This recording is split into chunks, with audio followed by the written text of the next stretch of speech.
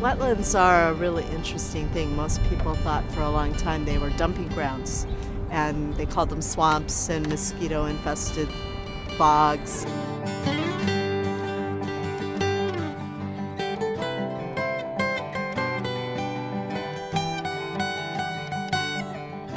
Now they have a little better names: wetlands, estuaries, marshes, and part of it is we discovered how important they were to us as we were destroying them. More than half of our wetlands historically in this country have been destroyed. And in this state, a higher percentage than any other state. We have destroyed more than 91% of our historical wetlands here. In Los Angeles County, 98%. And what those wetlands do are incredible, especially a coastal salt marsh like this. First of all, it acts like a sponge.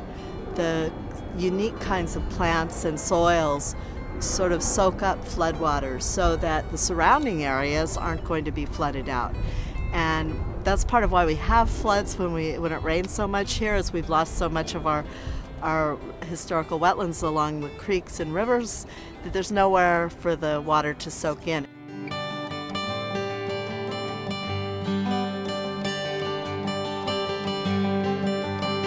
We need to bring back more of the porous soil and plant life so the water can soak in appropriately. Wetlands are also often called the kidneys of the areas because what they do is they cleanse the pollutants as they're going downstream into the ocean.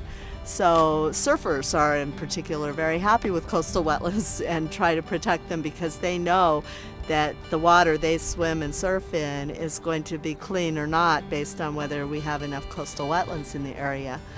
Wetlands are also home in California to more than 55% of our endangered and threatened species.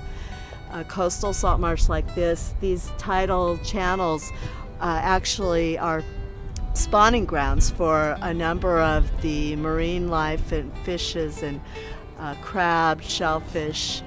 You'll see halibut, baby halibut in here that live for several years before they're big enough to go out into the sea and survive there. So we often refer to them as our nurseries for the sea. And besides that, they offer a little bit of respite from just the urban, hectic environment we have. I know many people who say to me that they get off the freeway near here and drive south into the South Bay area through the wetlands because it just feels better. Their shoulders relax and there's some openness, and the water and the birds are something that I think helps us all to reconnect with really who we are.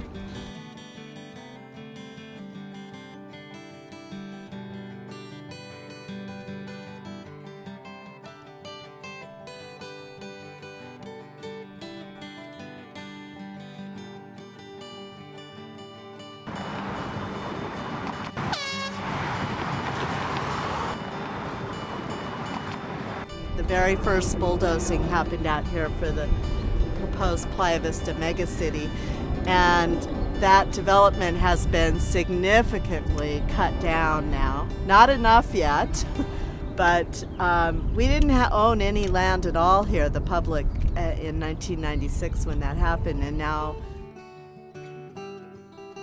we do. This land here is now owned by all of us.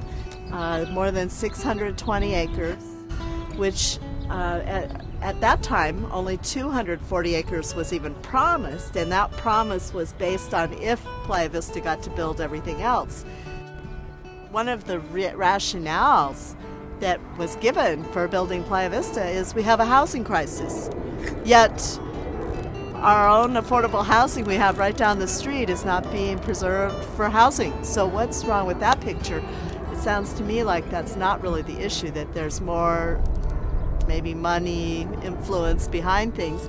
In fact, Playa Vista got more than $80 million in affordable housing bonds to build a few small units that are likely to turn into something else later anyway.